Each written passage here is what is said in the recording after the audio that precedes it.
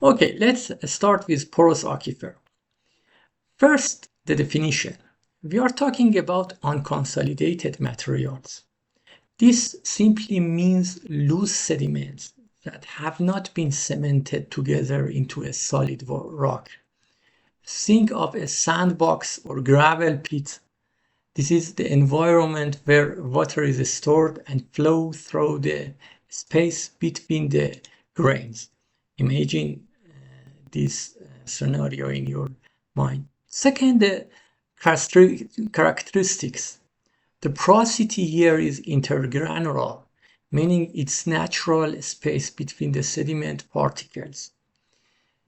A key feature is that the flow is relatively predictable, unlike the chaotic plumbing of the fractured rock system. Water here generally moves slowly and uniformly throughout the pore spaces, and Dorsey law governed here. However, and in this critical point, the system is still heterogeneous. It's not a uniform block of sand. It will contain complex layer or lens or finer material like silt and clay, which can dramatically affect permeability from one location to another. But third, the environment. Where do we find these systems? We find them in locations shaped by power of water or maybe ice. River valley are prime location as rivers are fantastic at sorting sediments, leaving behind coarse, permeable sands and gravel in their channels and floodplains. Alluvial plains at the base of the mountains are another classic environment, and in many parts of the world, vast sheets of sand and gravel left behind by melting glaciers form some of the most extensive and some important aquifers on the planet. Now let's tie all of this together by looking closely at figure 10. This schematic is a perfect illustration of a complex cross-media hydrogeological system. I want you to follow this journey of single drop of water. It all begins with recharge as precipitation falls on the highlands on the left. This water infiltrates the ground and begins its slow journey downwards, pulled by gravity.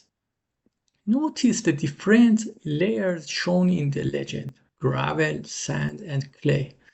Gravel and sand layers are highly permeable and form our primary aquifer zones. The clay layers and even silty layers, however, are aquifers. They are barriers that slow down and redirect the flow, even creating localized confined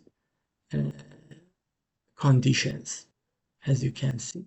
This diagram perfectly illustrates the heterogeneity we just talked about. The layers are not continuous, they pinch out and interfinger.